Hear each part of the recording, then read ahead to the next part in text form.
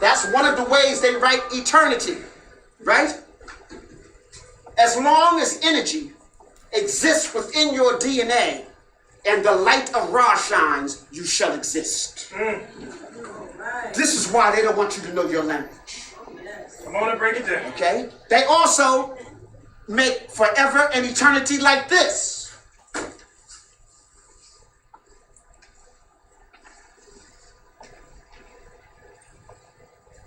The cobra, symbolizing your spine, your kundalini. As long as there's energy in your mind, you should be able to nourish yourself on the land. As long as the land exists, you will have nourishment, you will have energy, then you shall exist. You see how important this language is. So it speaks to us. It talks about who we are and how we are to flourish off of Ra and the land. Okay, so you need to understand. There's 3 major domains on this planet. Each planet differs within the solar system. You have the mineral domain, which is based upon carbon, which is black. You have the plant domain, which is based on chlorophyll, which is green. And then you have the animal domain, which is based on melanin, which is black. So only black and green are sources of light. That's why Asar depicted green and called the Great Black. Chlorophyll is to plants as melanin is to human beings, as carbon is to the land. All right, so hopefully that will resonate on you. All right. Deal for these. Okay, so again, this importance of jumping into the Medu Neksha. And you notice when we wrote the family, the black family, we have the child, the woman, and the man. Not 2 brothers, but not 2 sisters up there. Okay, that's representing eternity. Okay, all right, so we're jumping in here. All right, so is everybody comfortable with what I got up there? You understand what's going on? You understand why it's so important for us to understand the Medu Neksha. Now, ancient Kemet, most of us are mesmerized by the pictures, the gold, the jewelry, and all those things. But what's really so dynamic about Kemet is the mathematics. It's their ability to understand so above, so below. Even a town, these districts in ancient Kemet were written like, okay, everybody got this down. You got Africa. You understand that you've been on your head your whole life. Okay, I can move it forward? Yeah. Oh, okay. There you go. They're moving to the modern era. Okay, all right. I wanted people to know that, for example,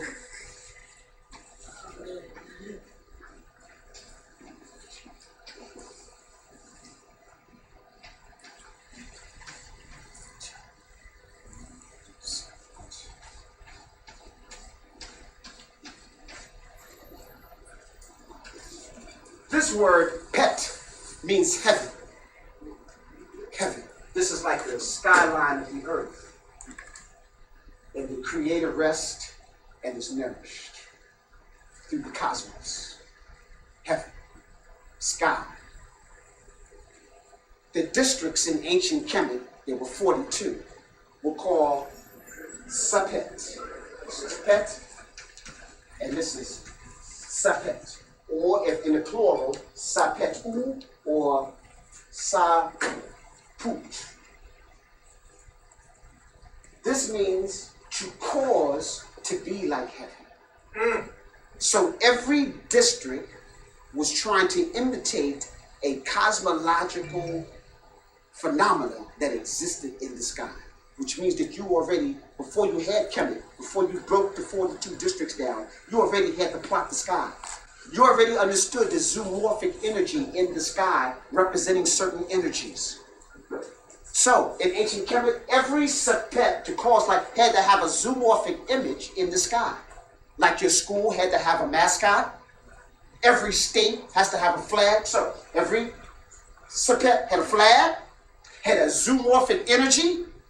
It had a bird, a stone, a crystal, an oil. And so today, each state in the United States, because you had 53 of the 56 people who signed a Declaration of Independence were all Freemasons, they were studying this. So every state got a flag, they got a flower, got a bird. They didn't get that from Europe. That's all African. Right? So I need you to clearly understand that, where that phenomenon comes from. we took this really serious. As we plotted the heavens, we took that information and duplicated it on earth. All right? So, Madu Nature. Why is this so divine? Why is it should be our classical end? It's divine words of the Creator. Madu represent words, but what kind of words? This is a walking stick of an elder. So it's just not any words. It's wise words of an elder. A wise words of an elder who's connected to divinity. And so that was the spoken language and the written language. I'm going to pass this around. This is so-called how they were supposed to break the code of how to read the Madu Nature. This is called the Rosetta Stone. This is a duplicate of the Rosetta Stone. I know we talked about it, but like Brother Kaba, I'm a teacher. I'm a touchy-feely guy. You know, I want you to touch it, feel it. You just don't sit on it. Okay, pass that around. So you can see the three different types of languages that help. What they didn't tell you is that Rosetta, the Champollion best friend, had taught him Coptic. And Coptic is the last version of the Madu Nature. They didn't tell you that. My sister had a question over there.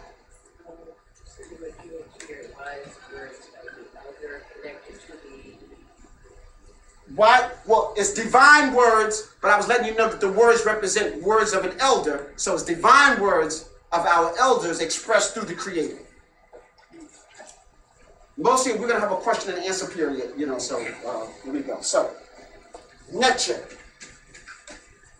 Now, some of our brothers who don't speak the language are regurgitating what the Europeans say, so they break this down and they just use NTR, and they say nature.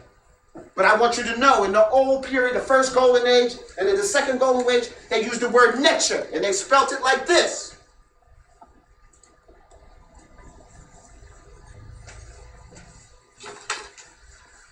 So that's why we have to know the glyphs. This word is TCH. So this is N, TCH, R, the nature. It's where the word nature comes from. If you put your vowels in, you get the word nature. What does nature mean to you? Huh? Come on, give me some definitions of nature. Life, air, energy. Okay, so that's the way we look at the Creator. It was divine, a divine nature. That's everything. Don't substitute this word for God. All of the Egyptologists and even our own African scholars just substitute nature for God. God is a Gothic word, and it doesn't mean this. Because when I say the nature, I'm talking about the heartbeat, the beat in between the water, air, the cosmos, that which cannot be seen, that which is still coming into being. My shoes. The nature is all that exists. There's nothing outside of the nature. I don't think when you're in church, I don't think they kind of say God is like that. You know, God ain't no bug.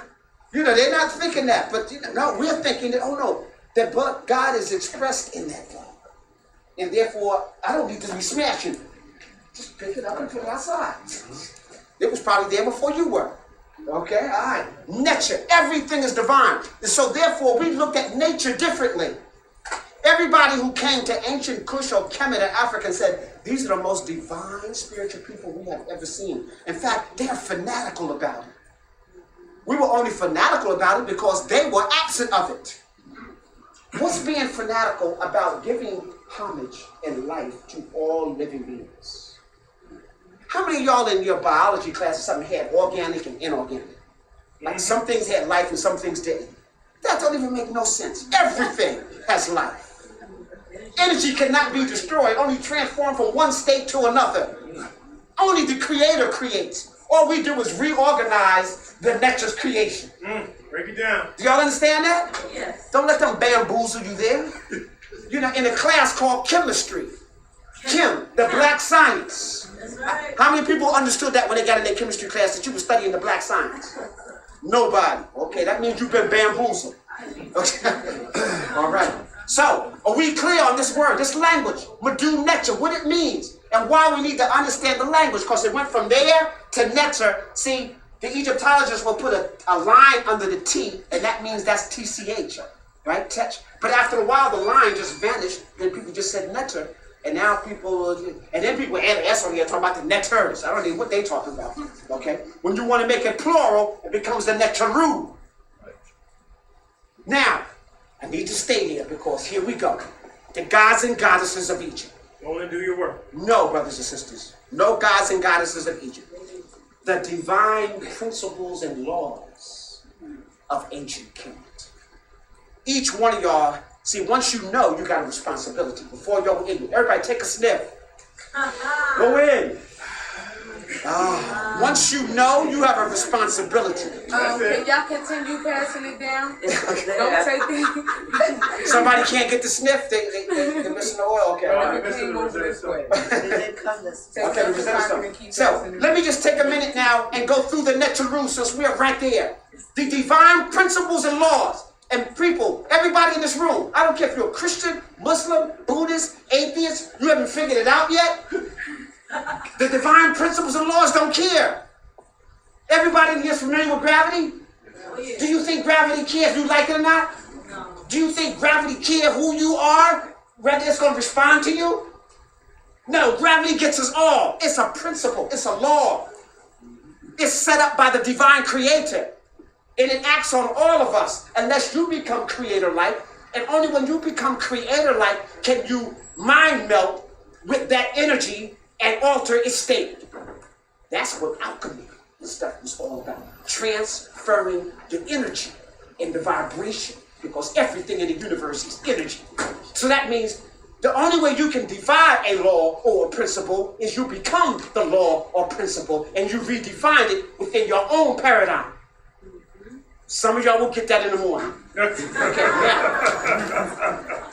Haru Imaketi. How many of y'all want to call this something else? Come on, level with me. You want to call it the what? Sphinx. Y'all, come on out with it. The Sphinx, a mythological creature that comes from Europe, that has wings, that will kill you if you don't know the riddle. Has nothing to do with Haru Imaketi. To master your animal domain, which is like the lion, to rise to your highest spiritual nature, which is the high priest. So now, if your son said, I want to be a Sphinx, or if he said, I want to be Haru Imaketi, which one would you send, Jim? Right, he says, Dad or Mom, I want to protect our family and our culture from sunrise to sunset, and I want to be like Haru, the champion of the people. You see, that's why we can't let other people define our stuff. Haru Imaketi. Let me hear y'all say it. Haru Imaketi. All right, I can feel the vibration go up. All right. Washington, D.C., how many people been there? You seen the Washington Monument? Some of y'all think it came from Washington. No, this is imitation. This is the Tekken. How many people saw our video, the Tekken? All right, I'd like to see that after all this. Yeah, give yourself something. Support yourself. Okay. The Tekken. It's our spiritual energy representing the masculine phallic symbol, which has to interconnect with the female symbol in order to create life. But it's symbolic of our resurrection, our rebirth, our renewal. There were usually two of these set on both sides of all the temples in Kemet to represent the father and the son, Asar and Aset. The ruling king was Haru. When he died, he became Asar, to resurrect, to be reborn, to live over and over and over again. And we bear witness because we are their children. And they live through us. Let me make this statement, y'all. You are the ancestors. The ancestors is not somebody you just pour libation to. The ancestors is not somebody you go visit in the cemetery. Their DNA is passed through your veins. You are a culmination of all these people I was talking about going back tens of thousands of hundreds of years. They exist through you. So when you say their names, it resonates in your veins. It gives you a responsibility. And we have 4 ways we ancestor that energy. Number 1, we speak their names. El Hajj Malik, El Shabazz, Omawali. When you speak their name, Marcus, Messiah God. When you speak their names, they resonate within you. Okay? That gives you your energy, your responsibility. When you say Harriet Tubman, you're leading the Underground Railroad. Even if it's just your neighborhood, help somebody. What? Harriet said she could have helped hundreds of thousands more if we only knew we were slaves. If you only knew you was upside down, you'd be able to get yourself straight. So it's your job to help, to be like Harriet Tubman. So when you mention these names, so that's the first way. You speak their name. Number two, you deify their complete works. These are their complete works. They laid down the principles, the laws of the universe. They charted the stars. They set up the zodiac, the zoomorphic energy of the sky that exists within us. The combination of all the animals in the world exists within you. You ever seen a fetus going through its various stages? It goes through the water stage, the amphibian stage, to the mammal stage. You are a combination of all the animals that exist on Earth. They exist within you, but you're taking it to a higher consciousness because you can act like the creator. You can take the thought and create it to anything you want. To deal with it. So we are nature-like. So when I open up and say we are divine spiritual beings, having a divine human experience, look at yourself as a divine being. How many people have seen this? You bump into something and go, oh, I'm so clumsy. You know, no, that's called negative self-talk. That permeates in your water. Your body is 75% water. Water holds more memory than any molecule on the planet Earth. So when you speak to your water reflects that energy back. So that's why positive affirmation is so powerful, because when you speak to yourself, that resonates in your water, and your water says, yeah, yeah. So you don't get in the mirror talking about, oh, this is a bad hair day, I can't get it together. No, then you think your hair bad? It's really gonna get funky, okay? No, speak what you want. Don't talk about how broke you are. Talk about how your funds is getting ready to come in. That's right. They're a little low now. You got that disease called my funds is low. Okay? But you getting ready to, it's coming. It's flowing. Can you feel it, brother? It's coming in. All right. All right. That's what I'm talking about. Okay? It's coming. Speak what you want. That's why in all the sacred books it says, in the beginning was the what? Word. And the word was what? With God. And the word was God. Where do you think they got that from? Amen. Amen. Amen. Okay, all right. Let me go here. Sabek. They don't usually tell you about this. Come on and break them down. Sabek is the Kemetic word for time.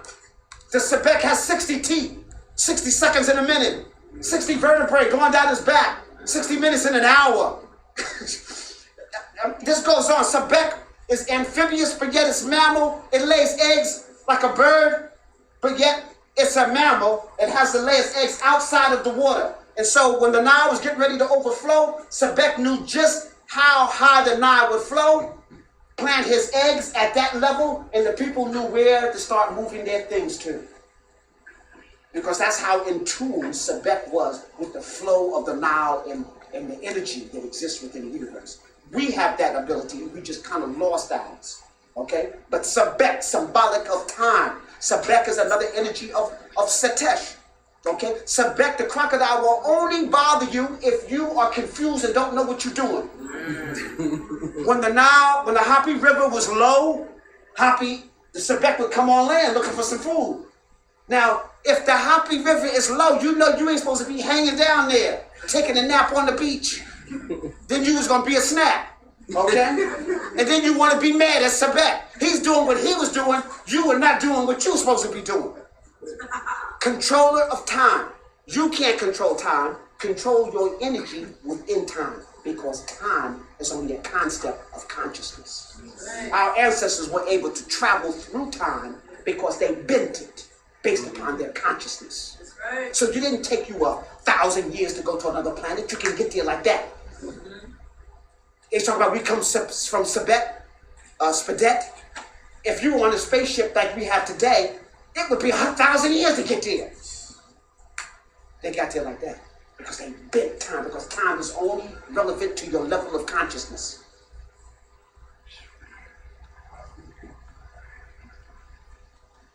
This happens to be Usur Ma'at Ra Setepin Ra, the person they call Ramses II.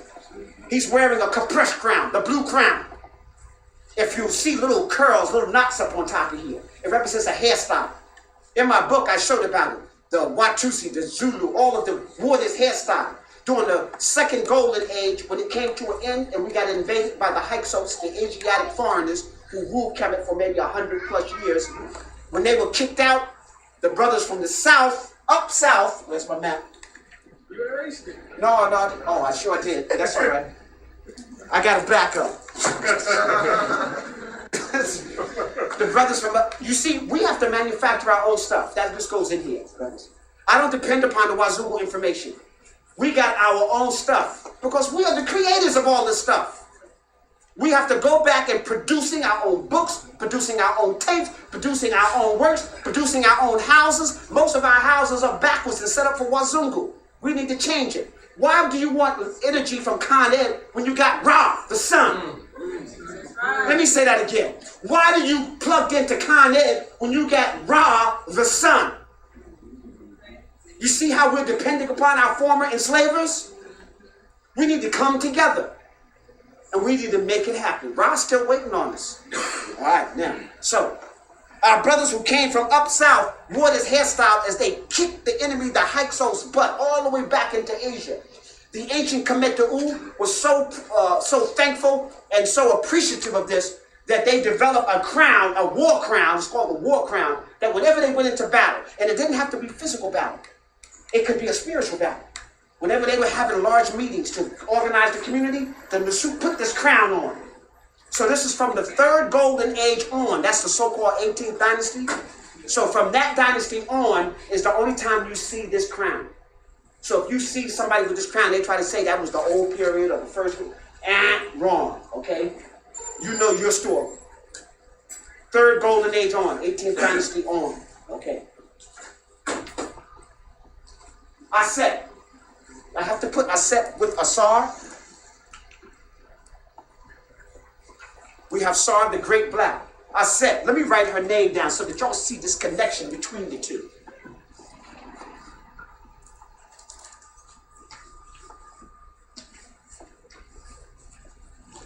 This is the right angle that the Masons and everybody get all excited about. Okay.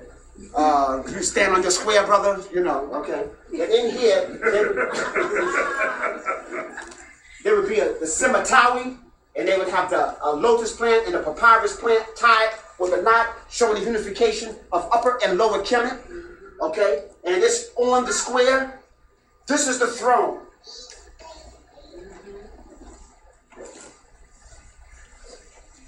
This is how you write Aset's name.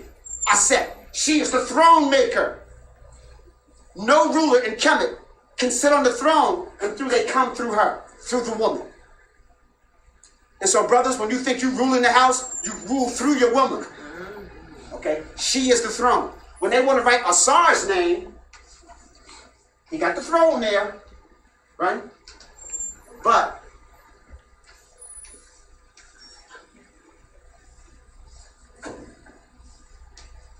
his name, Wasar or Asar, is like that because he is the eye behind the throne. Also is an action verb that means to make, to do, to bring things, to make things happen. And so he takes the energy from the feminine energy and makes it happen. He is the eye that protects the throne. That's why he has the cobra and the Uraeus on top of his head. That represents upper and lower Kemet, the two ladies. The two women, that's called Nebti. So you have Nebti. You have on this side, you have the vulture. And on this side, you have the cobra. Wajet and Nekabet. All right? And so when the king has this two symbols on his crown, that represents that he is a protector of the two energies. And you'll see this on all of the Nasut. Usually the woman only has the cobra on her head, but everybody is seeing this. You've seen the bust on my table. I got a bust of like this. And you see the cobra. That represents the Nebti, the two ladies, women. In ancient Kemet, they constantly showed you just how important you are, how powerful you were, that we exist through you. Our very nature is to protect you and to keep you because you are a divine essence of all life on this planet. So brothers, can y'all give these sisters a hand right now? Show them an appreciation for them. Stand up and give them a standing ovation. Stand up, brothers.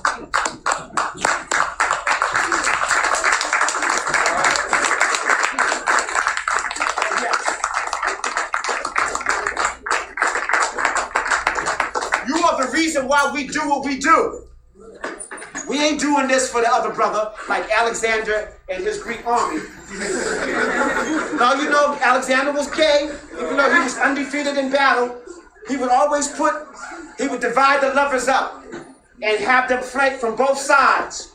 And so the lovers, and they would put the enemy in between. So the lovers was fighting to get through the enemy to get to their lover on the other side. So they were tenacious warriors. Okay, all right, so we're not going there. All right. So, you understand just feminine nature. So Asar became the I, the maker, the doer. Aset. She is the feminine energy, the mut, the womb. On top of her head, she has the cow, because she was also depicted as the great cow, like at Het Haru. That's what's up here. Het Haru, Aset, Neverhead. Sometimes they will be all intertwined because they represent the mut, the mother energy. And the mother energy was be depicted by the vulture. Now I know I was teaching them to do lecture class, and the sister said, "Oh, so you're the great falcon, and we got to be a buzzard." I'm like, sister, no, you went real left. You went real European on me. You got to alter your state of consciousness. You only came like that because you was upside down. What you should have asked me was, well, what does this buzzard represent? And you'll realize that it's one of the greatest nurturing mothers on the universe. Right. It will eat off its own leg, chew it up, and feed it to its children when there's no food. Right. The female vulture doesn't need a male to get pregnant. It faces the eastern wind, and the wind impregnates. Shoot. We call it shoot. The cosmic winds of the universe. Not only that, she has such a powerful stomach acid, she can devour a carcass that has maggots and everything on it that would make any other animal sick. She can digest it and then regurgitate it and feed it to her young, and it would be nurturing food. So what she did, she took all the carcasses and all the things that would cause disease and cleaned it up. And so, come on, brothers and sisters, you know, like when stuff get real funky, you call the woman up in there. You know, you got the little baby until something happened, then go back to mommy. Okay, all right? And she's the one that cleans up the filth, you know, and everything, you know. You throw up, you know, like, oh, I'm out of here, you know. All right. So mut, that's that mothering energy. And we can go on and on and on. So that's why you have to know these things in nature. Because I'm sure, just raise your hand if you had a negative idea of the vulture. Raise your hand. Look at that. That's because you're upside down on your head taking your information from your enemy. Are you starting to see why we need to change our paradigm? 2012 is here. You're going to die with your enemy unless you change. You understand where we're coming from? Brother Kaba made it real clear that the Japanese had a chance to change at the end of World War II. They were the leading industry of solar energy, but they chose nuclear energy instead. They wanted to follow the Europeans. They wanted to out-European the Europeans. And now they've almost dug their own grave.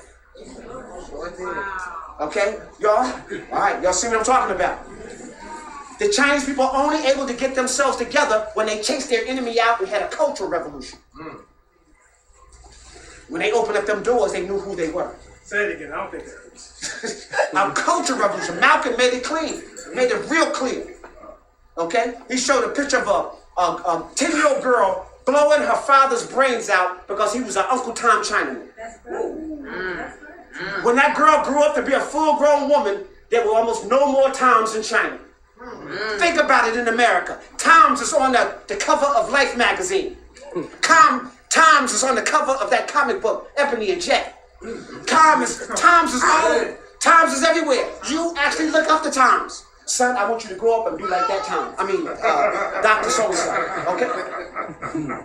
Y'all know what I'm talking about? Toms get Nobel Peace Prizes when there's no peace. Now, if the wolf give the sheep a peace prize, and the wolf is fat and the sheep is skinny, There's a problem there. And we don't see it. And we like, yes, son. Yeah, daughter, you grow up and you might get one of those too. No, you don't want one of those. Okay, all right, let's jump back in here. All right. The first family, the first trinity, Asar, Aset, and Haru. I know we got some Jesus folks up in here. They sneaking everywhere. Or I got some born again Kemet people in here. You know, like Ray Higgins, he was, the first time he heard the word Haru in a meeting, he wanted to fight. No, Jesus ain't got nothing to do with no Haru. You know, he wanted to beat them. He's supposed to be a Christian minister. He's ready to fight, beat somebody up because they confuse Jesus with Haru. But just give them the tape. Look at this. Read this book, 18 Crucified Saviors Before JC. And they all did exactly the same thing that JC did prior to him. So JC just had a map, right? If you want that energy, somebody followed that energy that was already laid out, and all he did was do everything everybody else did. Okay. You had the Father, the Son, and Haru. The Son is Haru. The word hero comes from the word Haru, because Haru is just H-R-U. If I put an E there, and the U and the O sound the same, the word hero, which means champion of the people. Haru fights against Isfed. That's right. Haru is your consciousness. A lot of the Nusupiti, the rulers, would have the falcon on the back of their head because they represent higher consciousness. Higher consciousness. Okay? And so that means that you got to be in battle every day. I love this example of ancient Kemet. It's not like you can mess up all week and go to church on Sunday and it's okay. Or do Sabbath on Saturday and you be forgiven for your sins. Or just confess to Father. Father, I raped a whole lot of people and did some messed up stuff this week, but I know you're going to forgive me. No. Haru says, you have to be a champion every day. How would you feel? Let's say it's 90 degrees today. That means Ra was really cooking, right? Ra was out there, y'all was just, oh yeah. And then Ra said, well, look, I was so good today, I think I'm just not going to come out for a couple of days. What would happen? If Ra act like Negroes, 2012 would have been here yesterday. Okay, all right?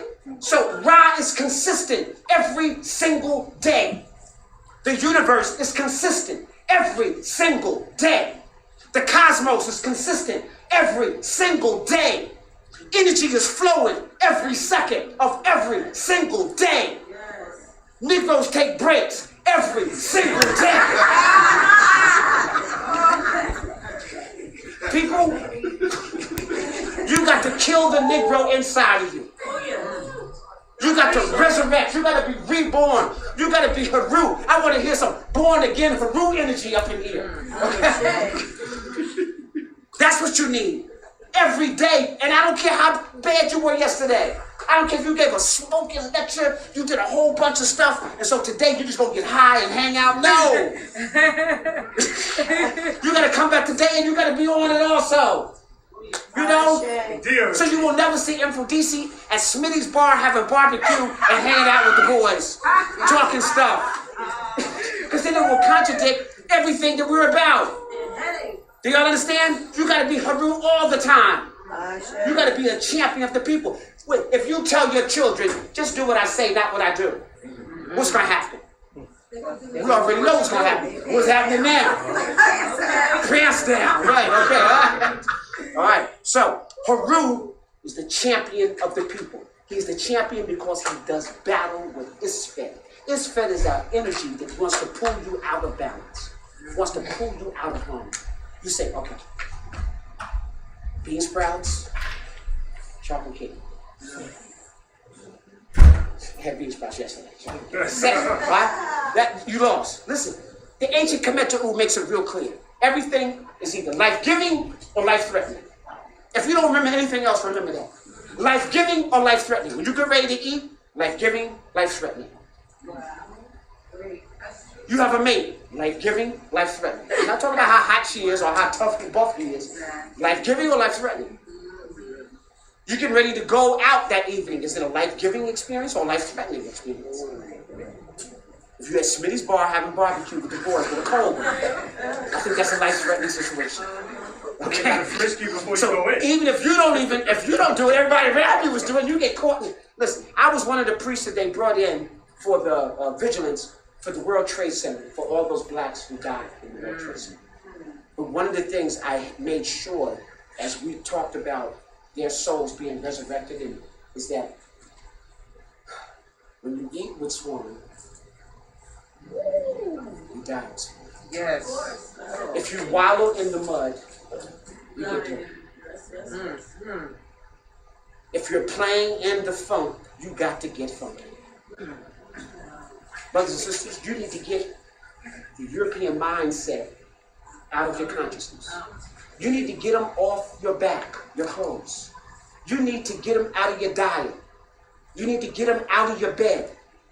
You need to get them out of your total consciousness so that you can go back to being the creators that you rise waiting on you, ready to give you all the energy you need. All the energy you need. I tell you, I don't have no bad days. Every day is a great, magnificent day. Because you determine how dynamic you're going to be. You determine how much money you want to make. You determine where you want to go. I wanted to go to Kemet. 1981, I went with Dr. Ben. You know, I gave him this thesis, this paper and everything. He said, okay, listen, I'll let you go for half price, but you're going to be my aide. I said, oh, bet, I'm down with that. What you want me to do?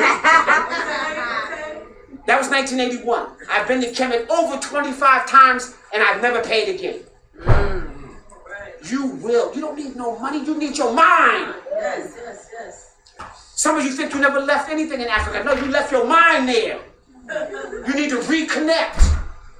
Reconnect to the whole continent. Reconnect. Yes, we are the indigenous people here, but you need to go where they came from here. You need to keep that going. So Haru, the Father, the Son, the Mother, the Father, and the Son, the Holy Trinity. And so you can see where the Christian. Now let me just say this. Aset, other name is Marie, the beloved one. That's why Jesus' mother had to be Mary. Mary means the beloved one. So she had the same mother that Jesus had because he's the imitation of her. At 30, he went to go. At 13, he went to do his father's work.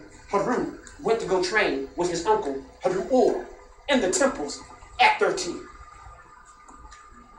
At 30, he came back to do battle with Seth. Jesus came back to do his teaching at 30. The 12 disciples are the 12 zodiac. Had nothing to do with no people. The book is a book of astrology and astronomy. How many people look at their horoscope every day or every other day? Come on, raise your hand. It's not a horoscope. Horror is the word for Haru. Scope is what you look at, so it's Haru's vision. You're checking out Haru's vision. We created this so that we can see where we were going before we got there. And when you get a view from the height, you get a sky view. So your Haru vision, your horoscope, is a vision of your future or where you've been. So that if it was good, you can get there again. If it wasn't, you know how not to go there. That's right. Okay? And it kind of gave you a peek into where you were headed. It was what is it called? What's that system? The PG, your car, they help you get there. What is that? GPS. What is it? Global position. The GPS system. Haru, your consciousness, you got that inside. Your cell phone is imitating what you were able to do by sending energy out there. Okay, so we got the Holy Trinity now. Let me come over here. Sekhmet, the daughter of Ra. The daughter of Ra. Sekhmet. I see a couple of Sekhmet people hiding over there. Okay, all right. When things were going wrong and people got confused, Ra sent his daughter down to straighten stuff up. Okay. So Sekhmet went down, and Sekhmet's job was only to mess with folks who weren't together. But Sekhmet found so many people that weren't together, she started devouring everybody.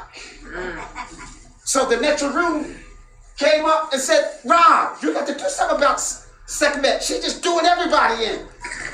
She just fell in love with blood. She just drinking blood. She just killing everybody. None of the other Necharu said, oh no, I ain't messing with that sister. And y'all know, brothers, I don't care how bad a brother is. You ain't seen a real fight. You see some brothers fight like that.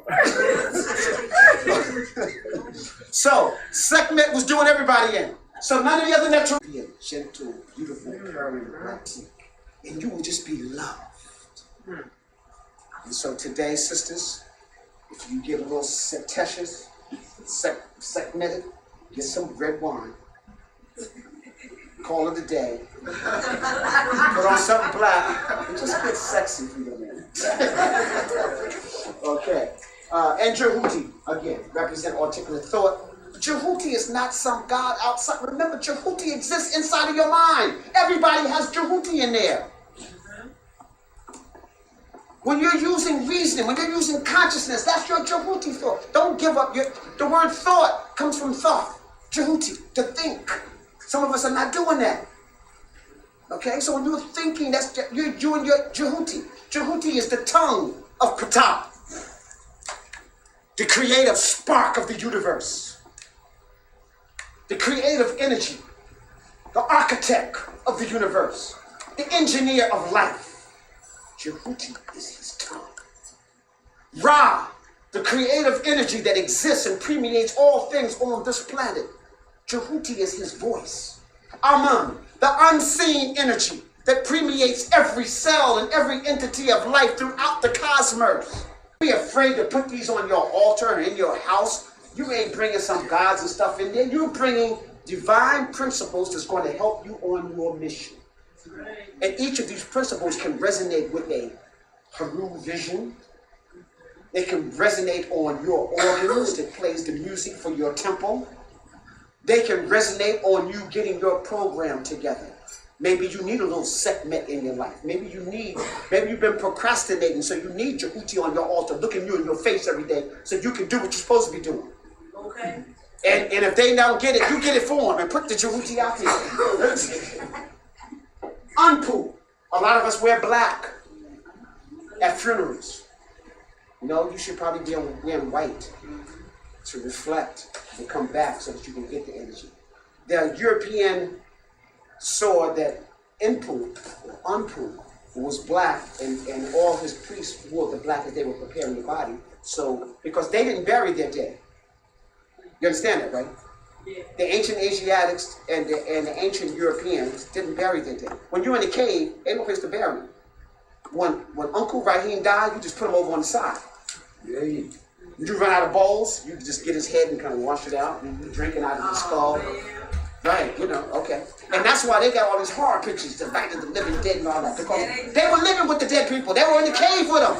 Look, if you're locked in an ice glacier that's a mile high, and you can't get out, only certain people can. That means that some people never saw the sun in their whole lifetime. So you're in a cave, you never saw the sun. Uncle Rahim died, you just put him over on the side. He regular mortar set up, he stand up, woo, come out of here. Okay? So that's in your subconscious.